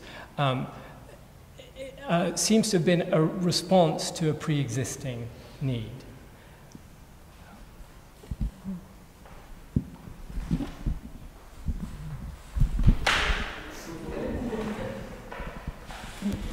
Hi there. I was just going to say that my son, a couple of days ago, I'm all for slow, I make slow films and everything else, but my son came to me the other day, and I'm always worried about his thing about technology, and they're always on the computer and everything. And I was really surprised that he actually wasn't playing as much on games as I thought he was, but he's doing huge research on there, and he's only 15. And I was absolutely gobsmacked the amount of information he'd got off the internet and how he'd applied that to everyday life and was making amazing discoveries about life and interaction with people, about psychology and all sorts of things. So I'd like to ask about how it's very difficult, especially with art these days, when there's slowness and there's so much instant gain from a lot of things, that surely it depends on the person, where they are, what their life state is, as it were, as to how much they will engage with the pieces. But I think sometimes, I don't know about anybody on the panel, if there's a problem with enough information so that the people then can access it, so they can be interested, because I think a lot of it becomes quite elite, and even I struggle to sometimes get into a piece that's quite slow. So I'd like to say, surely, how are we going to engage people? Because, I mean, I'm dyslexic, so a piece that's quite interesting textually, it's great for me, because I have to read slow. But if there's something that's speedy reading, I just switch off, because I forget it once I've read it. If I've engaged with it, then I remember it, you know. And also with meditation, you know, I meditate as well. So, but it depends what space I'm in, and it depends what you're wanting to meditate upon, and what your life state is. Because, I mean, if you're in different life states, you're going to interact differently with everything around you. So that, I suppose that's my question, was like, how can we make it interesting so that somebody who's maybe a speedy person will get into a slow piece and actually get some value out of it? I think boredom is a good thing. Yeah.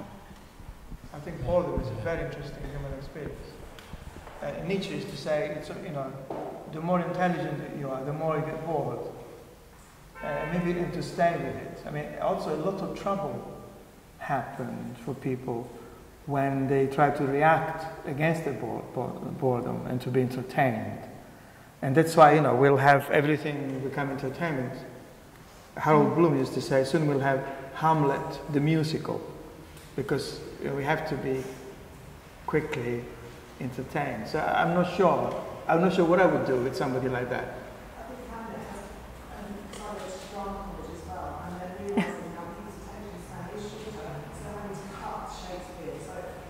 Yeah.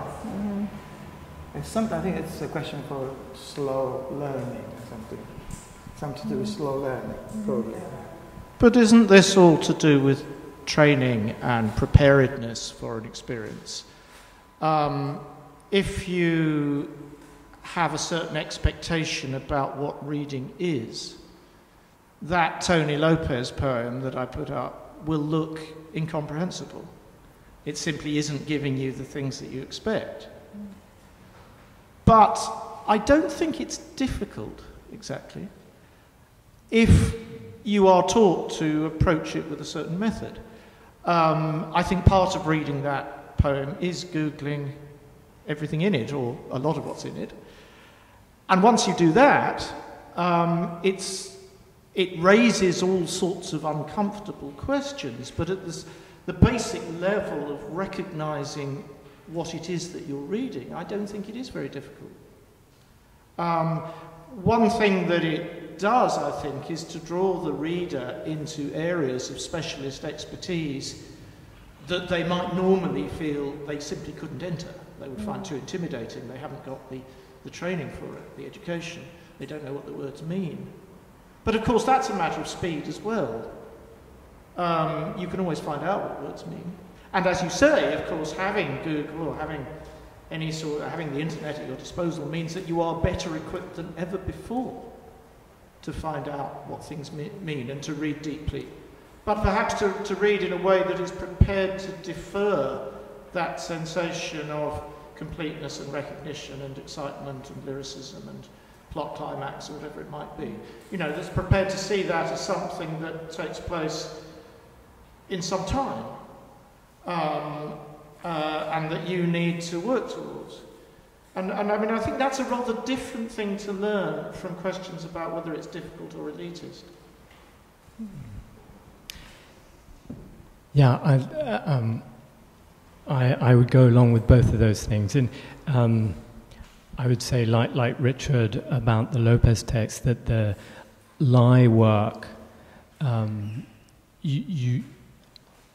I think approaching it and giving it a bit of time is an alternative to reading about it, finding out about, you know, you could say, okay, I don't understand this piece, I'm going to learn everything I can about lie, I'm going to read all the books, the reviews, and so on. And, you know, you would, perhaps that would be worthwhile, you know, you might stumble on other things that would be helpful. But just giving the work a bit of time is another way of getting to the same place and possibly a better way. I agree with Manu. I think boredom is absolutely fundamental. I think being open to boredom is another way of being you know, generous towards yourself and open to the thoughts that will come to you. And the alternative, I also think that the alternative is in many ways harmful. And I want to refer here to something that Frederick Jameson said about the crime novel. He says that the crime novel is in many ways symptomatic of modern culture, because you read the crime novel for the denouement. You read it for the discovery that you expect in the final few pages when you learn who committed the crime. And so that, if that's how we approach culture, then we're missing all the other satisfactions along the way. So if you're reading a book for the final few pages, well, how are you going to experience all the others? Do you see all the other pages as just, you know, pages you somehow have to get by to get to that satisfaction? Well, that's rather grim. And I think boredom is what we feel when we're not doing that, when we're you know, we're letting something, we're letting our own thought processes go where they want to go, follow blind alleys perhaps, and sometimes not. And certainly I think that makes for very pleasurable experiences of art objects. And could I add very, very briefly, not only the fixation with plot in crime novel, but the fixation with the characters, the main characters. And it's Jameson who writes about affect. Yeah. So slowing down and being bored perhaps, and reading a novel and getting a sense of the main affect in the novel can be very rewarding. Yeah, just a little note, yeah. Sorry, I missed the most important point, which you know, Manu clearly remembers from reading Jameson, which is that for Jameson, what's emblematic about the crime novel is that it's very like the society we live in, where you know, everything about contemporary society encourages us to think about everything around us, from places to objects and relationships in utilitarian terms, as means to ends, as things that will deliver ulterior satisfactions rather than as things that are satisfying in and of themselves. Whereas boredom isn't like that. Boredom, when you're feeling bored, you're not pushing towards a goal, towards the last page in a novel or whatever. You're open to other things.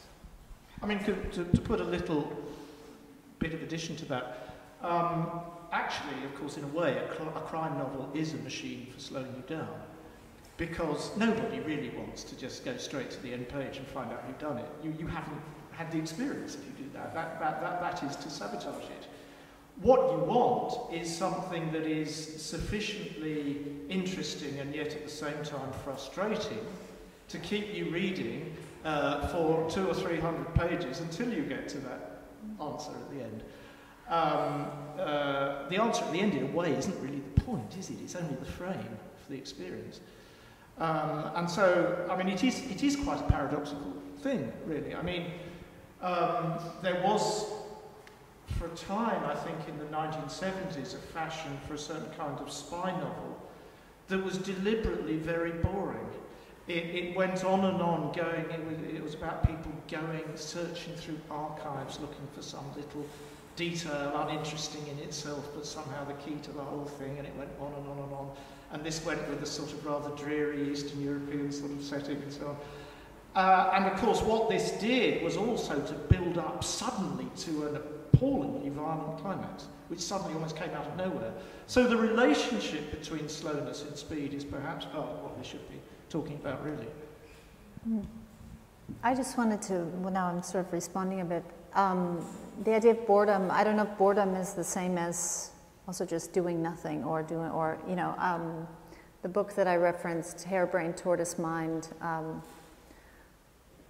he talks in one part about,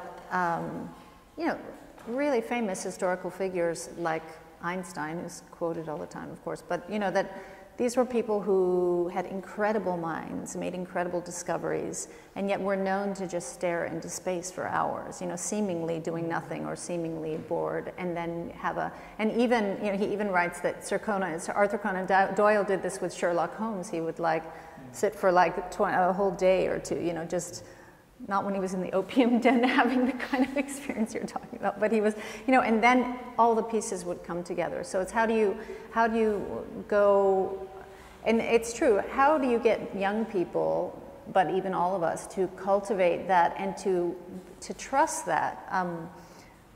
Say you're a CEO of a company, or you're running a city. I mean, there's some kind of a disaster or some kind of emergency, and you suddenly go into this emergency kind of crisis mode.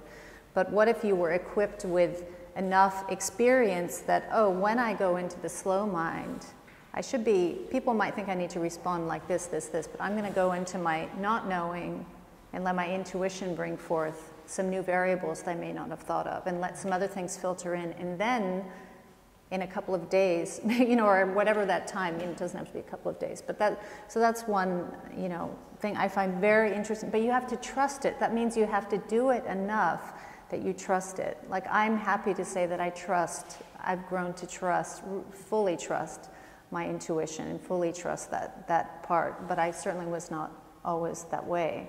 And then on a separate but totally related to your question, it made me think about when I was a child, we just had a set of encyclopedias, and then when I had to do something for school, I'd just go to letter J and look up the thing, and there was this finite amount of information, and of course it's amazing what you can find on the internet, but it's also totally overwhelming because you never stop, or I also really enjoyed when I was in university the synchronicity of going into the stacks at Columbia University looking for a book I'd heard about, and another book fell off the shelf, and there I found the answer to what I was looking for. So these are the kind of things that I really relish from my own experience, and that I hope can continue to happen. And then the last thing I wanted to say is just that I have a son who's now 15, and his father and I split up when he was quite young, so I have a house where there's no television, very limited amount of internet, and And as a result, he does many other things. And then he goes to his dad's, and there's like a couple of TVs. There's no, I mean, there's this kind of, it's this very different experience. But what I like about it is that, in fact, he can do both. So he can come, you know, be with me and pick up his drawing pad or his guitar or something else, you know, look for something else to do, or call a friend, or, you know, try to do something physical. Or so it's also about sort of finding that, making sure that we're cultivating that among our kids as well, that they're experiencing this incredible thing that will always be part of their lives, the internet, and they're the ones that are figuring out most of where it's going. And I think they are going to make some of those breakthroughs I was talking to before, where YouTube and these other corporate, like, they're not, you know, there's going to be another direction that people will go in, and I'm very optimistic about that. And then at the same time, they have to have real lived experience. They have to have experiences in nature. Richard Louv wrote a book called Last Child in the Woods, Saving Our Children from Nature Deficit Disorder. And he says, how can we expect to breed a generation of environmentalists, people who care about the planet, when they don't spend any time in outdoors? There's no, you know, so there, this is, anyway, I think I've made my point. Can I come in again? Or? Yeah. Don't know how much time I've got to leave. Of course, I'm troubled by what you said about making Hamlet shorter. And it seems to me, in a sense, the conception that troubles me there is the notion that you could ever complete Hamlet anyway. You know, that in some sense, one's possible experience of Hamlet, or indeed of almost anything actually, is never finished. And so, you know, you might see Hamlet once and a lot of it would pass you by. You'd see it another time or read it another time, and you would find quite different things. And I suppose what I think in education we're not very much not so good at doing, perhaps as we used to be, because everything is so curriculum driven and test driven and so on, is making spaces for open or even aimless contemplation of something. Explore something. Don't expect to get a predetermined result. You know, don't be trying to tick off a set of questions about this. Just find what you find. I don't believe it, to be honest. Yeah. I just know that that's what a lot of people do, because they would say, well, it's, you know, short attention span, I reckon the actors should be better, because they were interested enough to really get the most out of it. But if you've got a short attention span, go for sleep for 10 minutes and wake up and go on watching it. You know, I mean, no one's there making you attend to everything. Yeah. You know, of course you're going to miss bits of it if it's a performance. I want to speak in favour of short attention span, because it's one of the quality to be cultivated, according to Fourier. He calls it the butterfly element, to have a very varied life. So I'm a little bit perverse, actually. Once I get to the end of an argument, I want to see the other side of it.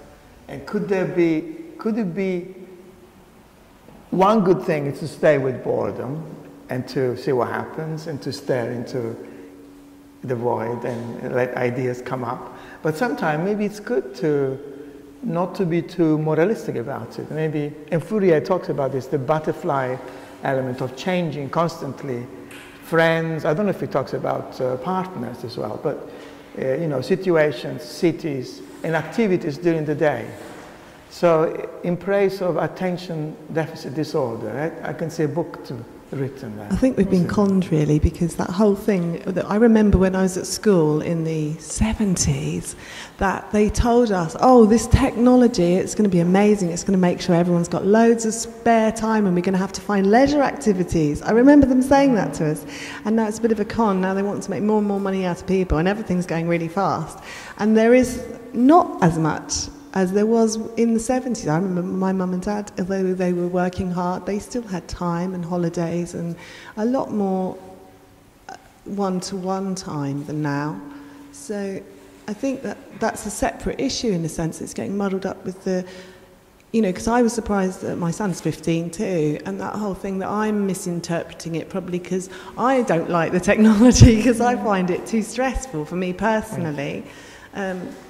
But I think that they are getting, as long, you know, like I've taken my kids to New Zealand, seen amazing things, you know, and it's easy to just lump everything into, oh, it's all fast or all slow and nothing in between. But like you were all saying, you know, that's that balance, isn't it? Mm-hmm. I mean, it would be, the temptation is just to go into, let's slow down and look at nature and follow Roger Scruton kind of thing, which would be a dangerous thing to do. You know what I'm talking Especially about? follow Rogers. Yes. Yeah. You know, it's not in favor of the good old days when we used to, you know, be by the fire and tell each other wonderful stories. I mean, I wouldn't want to do that. Now, Shirley, was just the last thing that you had mentioned initially, which was just about also different times in our lives, you know.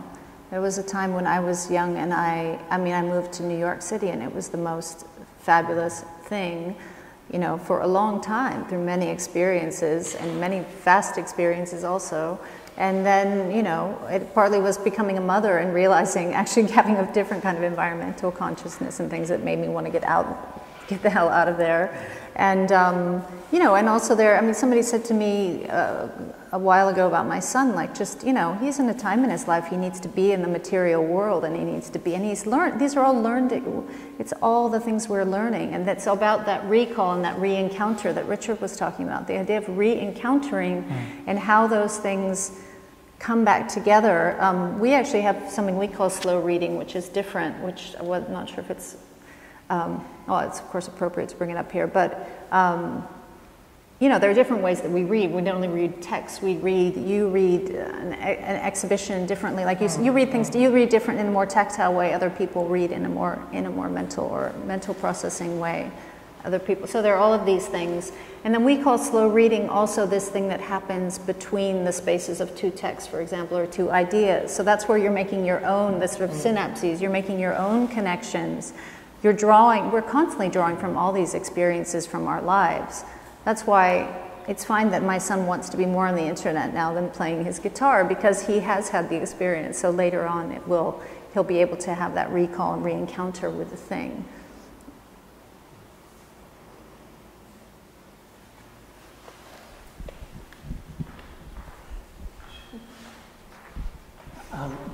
This might be an appropriate point at which to wind this up.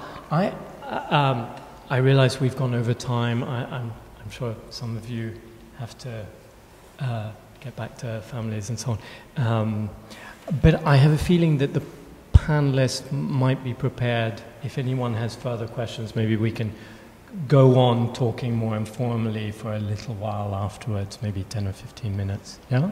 Yeah, sure. So this is an opportunity for anyone who wants to leave to leave.